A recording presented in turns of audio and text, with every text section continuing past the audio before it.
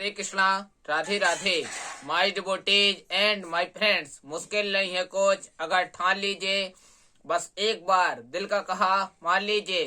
It is not difficult if you decide to do something once you accept the heart.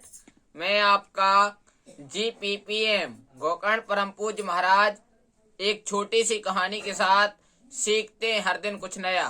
Banaras में संत नामदेव जी गंगा के तट पर हमेशा माला का जाप किया करते थे।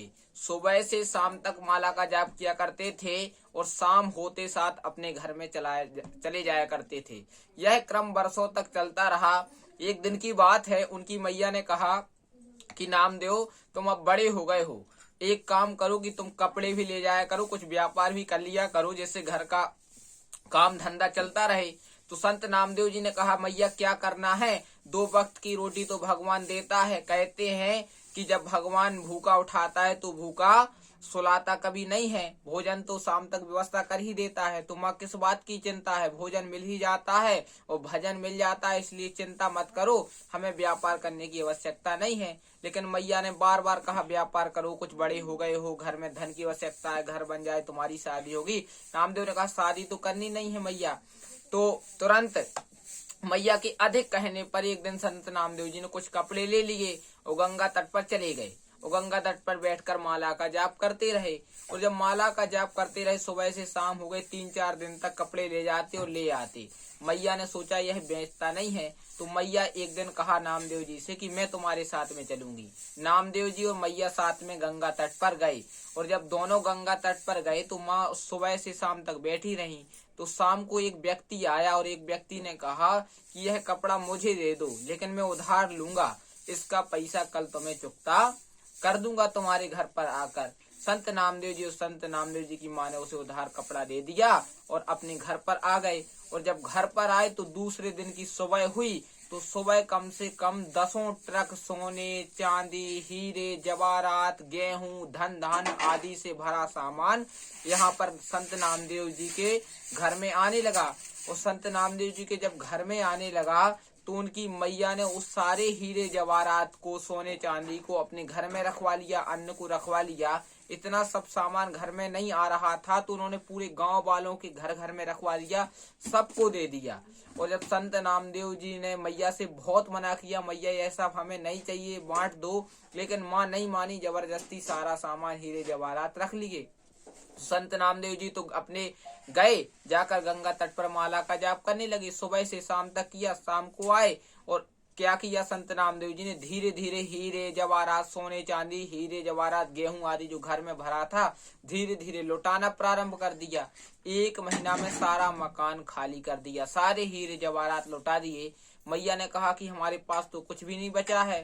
तो नामदेव जी ने कहा कि मैया चिंता मत करो, भगवान भोजन तो देते ही हैं 2 वक्त का, क्या जरूरत है इतने सारे हीरे जवाहरात जोड़ने की, रखने की, सोने चांदी रखने की, भोजन अधिक रखने की, गरीबों को बांटो, लोगों का भला करो।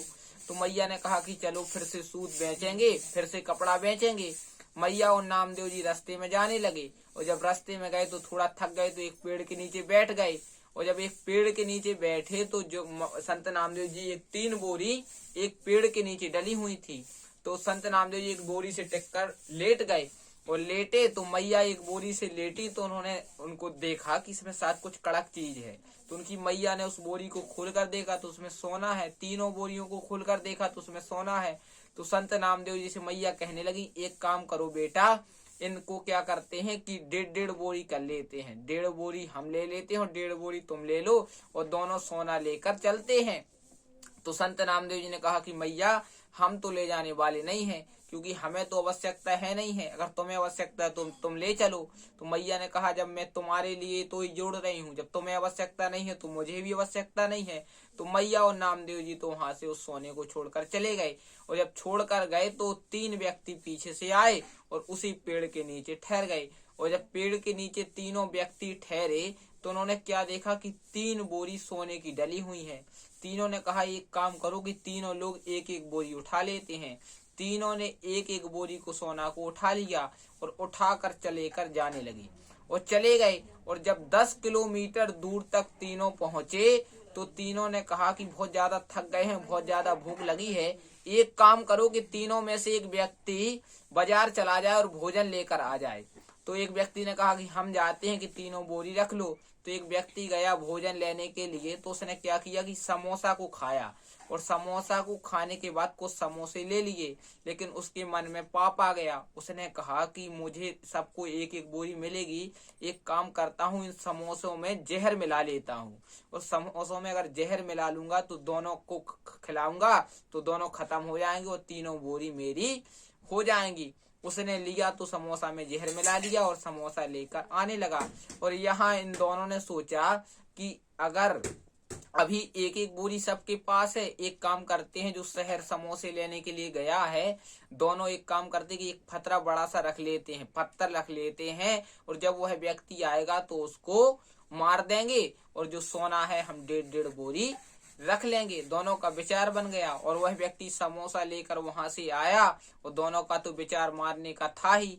तो दोनों ने एक पत्थर उठाया, और पत्थर उठाकर वो उस व्यक्ति को, सामने वाले को मार दिया जो समोसा लेकर आया था।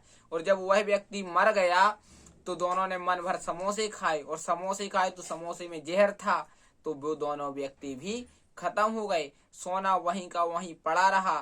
तुरंत नामदेव जी महाराज अपनी मैया के साथ में रास्ते से लौट कर आए, और नामदेव जी ने मैया को दिखाया कि देखो धन वाले की क्या गत होती है। कहने का तात्पर्य यही है, कितना भी धन धन कर लो, शोक पत्र में निधन लिखना ही लिखना है। इसलिए क्या करना है, जिंदगी मिली है किसी के काम आने में, समय बीत रहा है कागज के टुकड़े कमाने में। क्या करोगे भैया इतना रुपया पैसा कमा कर, ना कफन में जेब है ना कब्र में अलवारी। इसलिए यह जीवन परमार्थ के लिए मिला है, सेवा ही परमो धर्मा।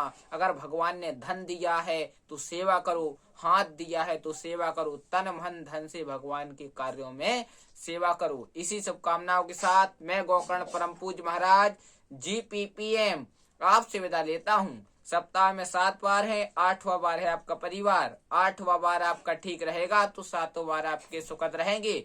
जिसने कहा कल समय गया टल, जिसने कहा परसों बीत गए बरसों, जिसने कहा आज उसने किया राज। प्रेम से बोलो हरे कृष्णा, राधे राधे।